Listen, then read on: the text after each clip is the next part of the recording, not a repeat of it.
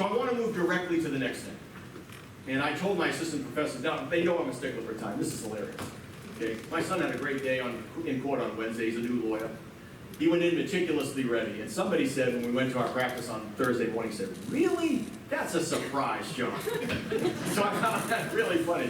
Anyway, we practiced our presentation yesterday. Probably they probably hated it, but they went along with it anyway. At celebrations such as this, there's often a bias toward retrospection. And that's entirely proper, as recalling a glorious past encourages a renewed esprit de corps. It really does. But I think such renewal needs to have an outlet as well. And in that vein, we are really proud to introduce to all of you now our remarkable group of assistant professors who will share with you aspects of their visions for the future of our field and our department, and in the process, illustrate the intelligence, industry, and charm that compelled us to hire them all in the first place. Now, unfortunately, they're all, look at them, there's two of them laughing at that. Rather different from what you allegedly said about me in private, Anna. I don't care. Unfortunately, one of our Magnificent Seven, Professor Stephanie Henderson, cannot be here tonight. She's home ill, so we wish her well, but she can't be with us tonight. So I'd like to ask all of our remaining 6 assistant professors to come on up while I adjust the screen, and we'll begin this part of the program.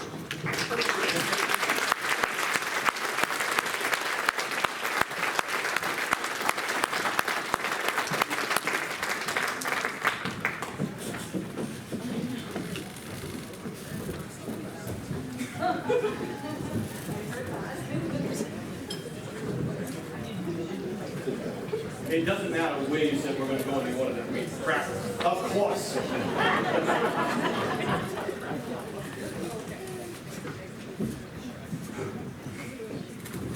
So first I'll go down the line, and then we'll do our questions. On the far, I don't know my right from my left, so that's my left? Yeah, okay. On the far left, Professor Wagner, Professor Liz Maroon, Professor Ángel Adames, Professor Mayra Oyola-Merced, Professor Zanowski, and Professor Rowe.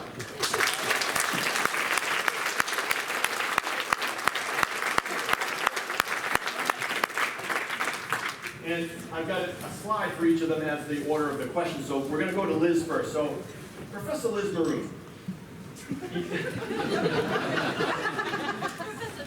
Now, thank you. Your work understanding the ocean's influence on climate variability and applying that understanding to improvement of long-term climate prediction reflects a belief that some of the most compelling unanswered questions lie in the spaces between our traditional disciplinary silos. Could you comment on how this view informs your vision of the future? That wasn't a softball. Incidentally, while I've got the mic, I also played softball at the University of Washington. Oh, is that right? Were you an infrared sock? Yeah, we were the ultraviolet catastrophe. Yeah, the catastrophe part was right. We never saw you guys in the playoffs. We just never got there. Yeah, that's right. Well, now I'm going off topic. Yeah, interdisciplinarity, I think, is something that's kind of been a part of my so far short career. I'm still an assistant professor, right? And I'm probably one of the few, not the only professor who teaches oceanography who also still competes in the WS Challenge weather forecast contest. Very well, too. Yeah, how are you doing this year, John? I haven't made a forecast yet. I've been preoccupied. Yeah, I've been a bit busy. But a lot of my career has been trying to connect things like, where's the intertropical convergence zone? How does that connect to the Atlantic Marine overturning circulation? How do you connect atmosphere and ocean? How do you connect different time scales? So from the weather time scales to the longer climate time scales, how do you use the predictability that comes, starting from a few days to get you a few months, a few years? How do those things link together? And I think that many of the compelling questions that we have in our field are at those connections between atmosphere and ocean, between dynamics and radiation, between climate and geology, and going even further afield into how we connect climate and ecosystems, how we do a better way of studying that, and how we move further into the human dimensions, how we bring, as Dean Wilcox brought earlier today, how do we connect our understanding of the climate system into sustainability, into how do we prepare for the future that's coming. And so, that's my vision of the future, is a continued direction towards greater interdisciplinarity, towards working across those boundaries, and not just in terms of our research, but also in terms of preparing students who have the preparation and have the breadth of understanding of oceanography, of atmospheric science, of geology, of how people think and how people work, to really go out into the world and are able to answer these big questions that you cannot do from any one specific discipline on its own. And in many ways, this is not, something new for this department. I'm basically just saying the Earth system science, the idea that Francis Brotherton has been working at, or, that he put forward 40 odd years ago, or that what John Kutzbach was doing. So in many ways, the vision I have for the future is very much falling in line with the ideas that they've started, and just taking that further into the future. So, thanks, John. Thank you very much, Liz.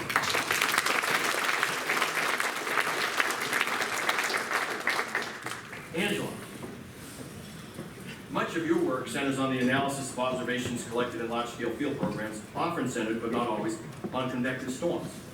Could you comment on what you see as some of the emerging observational and educational opportunities that arise from such endeavors? I'm really excited. Okay. Can you hear me in the back? Excellent. All right. I'm really excited to be here and expanding on the really rich history of remote sensing. And so all of the work I've done has centered primarily on radar, so from a ground-based and airborne perspective, but thinking about how that connects to the rich history of satellite observations in this area. So what I see, the piece of this that I'm bringing together going forward is we're getting a transferable X-band radar that's going to be housed north of campus at an ag center. And so already there's opportunities here in so many ways that I'm excited about. One, from the obvious educational component. This is a building, a department and a building, very, very rich in getting your hands dirty with instrumentation and wanting to continue that rich history in new ways. It's an exciting time with the expansion of the Mesonet and the Climate Office and all the opportunities we have to integrate observations across different scales across the state and with different complementary instrumentation. And I'm really excited, as one of the assistant professors that we all kind of started around the pandemic time. We maybe don't really know this community all that well, as none of us are from here. So how can we not just go out and talk, but learn from all of the rich experience of the people who've lived here in different parts of the state?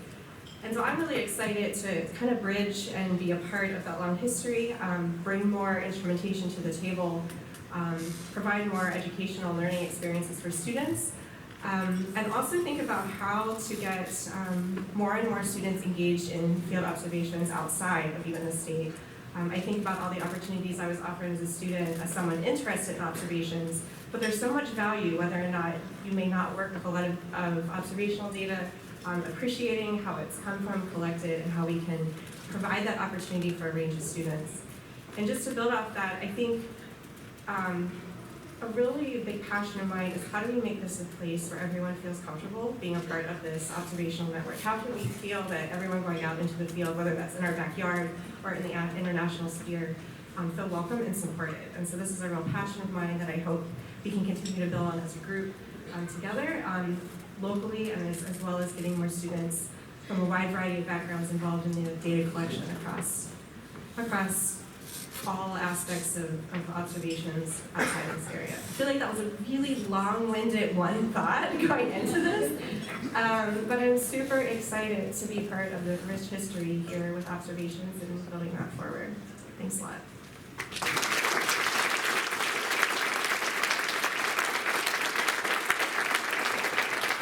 Thank you so much, Angela. Hannah Zanowski.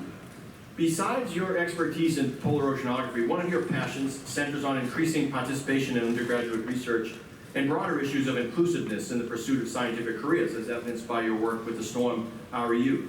Could you comment on your vision for the future of the department within this broad context?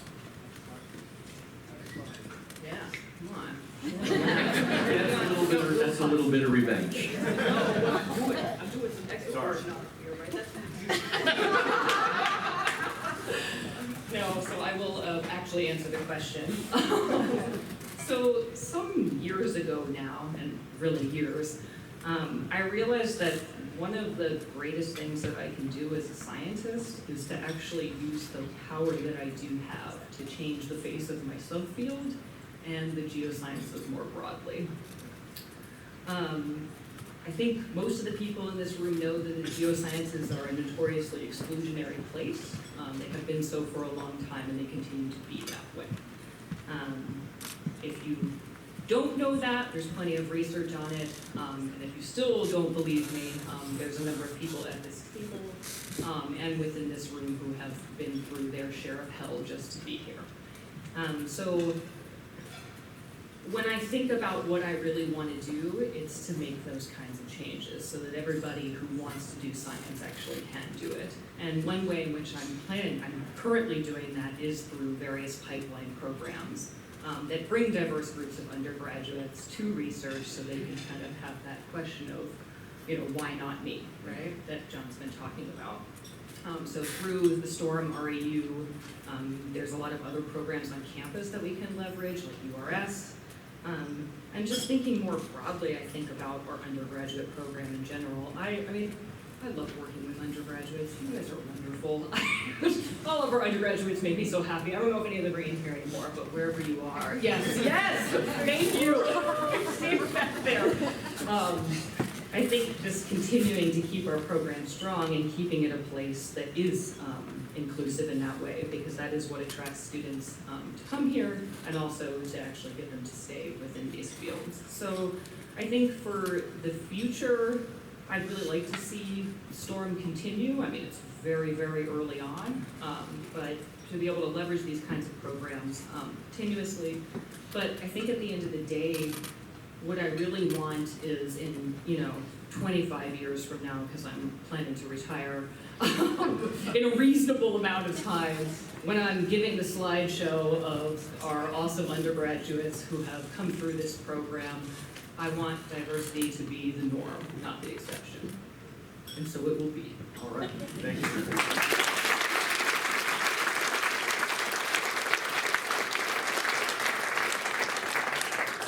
Mayra, as a remote sensing scientist, your work is often at the intersection of technological developments and applications thereof to better understanding the interface between physics and weather. Could you comment on some of the challenges and triumphs you envision in the future along these lines? That's an excellent question, and I didn't rehearse this, so it's coming from my heart. When we think about satellite remote sensing, the way in which I see it, there are three major elements. One, the instrument. Of course, we want to continue the heritage that this department has established and continue to be at the forefront of technology.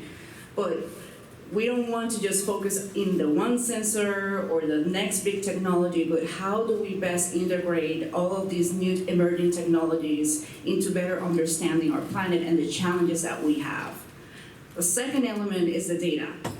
So obviously we want data and we want more data, but we want to be able to incorporate new techniques, for example, artificial intelligence, machine learning, and even quantum computing. And of course, this all connects into the mission, which is the people. And I think, and I'm not saying this because Louis is here. I remember Louis from when I was a grad student. He used to come to Bellsville to visit, Everett student. But I think NOAA has one of the most beautiful missions ever, which is saving and protecting life and property. So how do we connect this instrumentation, these new techniques into saving and protecting life and property? And of course, in the education side, how do we connect that to our people, which are our students? How do we train them to care and be passionate about that mission? So that's how I see it. And I know that there are a lot of challenges regarding that, but I'm here for a long time and I'm not scared.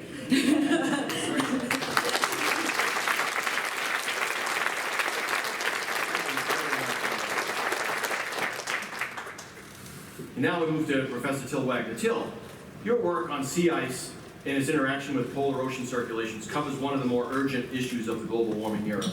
What do you see as some of the more exciting emerging research directions and opportunities in the future? Hello. Thank you for that question, John.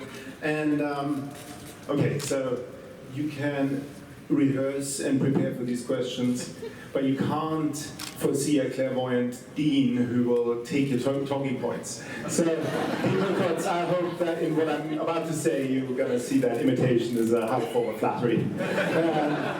I see our department at the forefront of climate science and especially at climate change.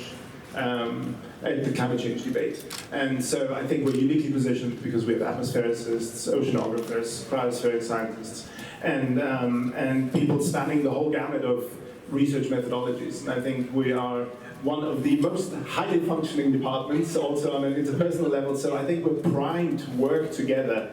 And we have that mandate from the university. I was hired as part of a polar cluster that is multidisciplinary and to tackle polar science questions. And so I work closely with people in geoscience, in engineering, in forest and wildlife, etc. So I think this is a really exciting time for us to be at the very cutting edge of climate science. And not just that, but we are also providing that education for the students. And so when other students from other departments come to take an environmental studies, a climate science, a atmosphere or ocean science class, they don't just get a sort of standard run-of-the-mill education, they get a world-class climate education, and they can take that and take that beyond the university. And so I'm really excited to be part of that in the next coming decades. Great. Thank you. Thank you.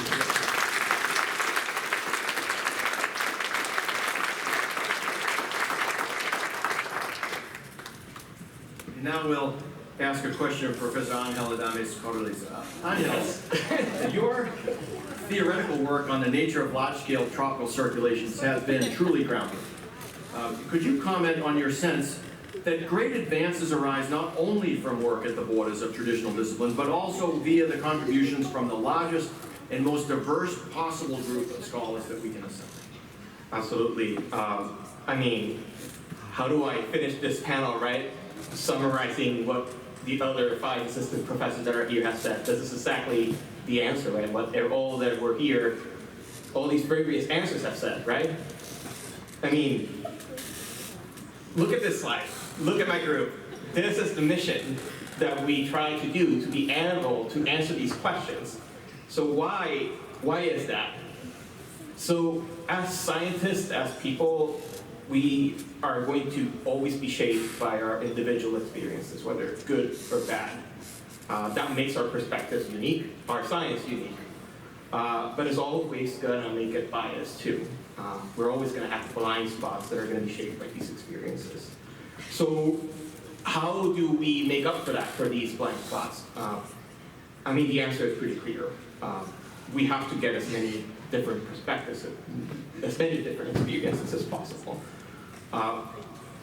We need all these experiences to solve the interdisciplinary questions that Liz mentioned earlier. We need different backgrounds, different walks of life, cultures, ethnicities, perspectives in general. I think this means that our doors have to be more open than they've ever been before. And in order to do that, I do want our department, AOS, to be able to take the Wisconsin idea to its fundamental, to its essence. And what is this essence? I think science is boundless. Science should be boundless. It should be able to be enjoyed by anybody. Whether they like the science, want to do the science, whether it's that's their aspiration or not, it should be able to be accessed and enjoyed by everybody. Our communities should also be boundless. It shouldn't be limited to just a specific set of people. I think that's what makes our work most meaningful. It is at its most meaningful when it can be accessed by as many people as possible, regardless of where they come from. So I think that means many things, right? We need to have open doors. And what I think makes our department especially positioned to do this is because, and that was really the reason why I came here as an assistant professor. When I came here, I was really enthusiastic because of the people that I interviewed. We're not just excited to have me here, and I've never felt any excitement like that before we're visiting somewhere else. I saw a department that wasn't like enamored with itself, with the idea of being like the best department out there, the most prestigious program in the nation or the world or whatever. I saw a department that got its work done. And what was this work? Its work was to educate, to do the research and the service to the different communities of the state and the nation. And I think that that's what makes AOS great, and I think that's what will make its future bright. As long as that is our North Star, I think that we will be able to continue this mission, and we will continue to grow and be a leader in our field, and to continue to expand the Wisconsin idea to its new levels and its new heights. Thank you very much.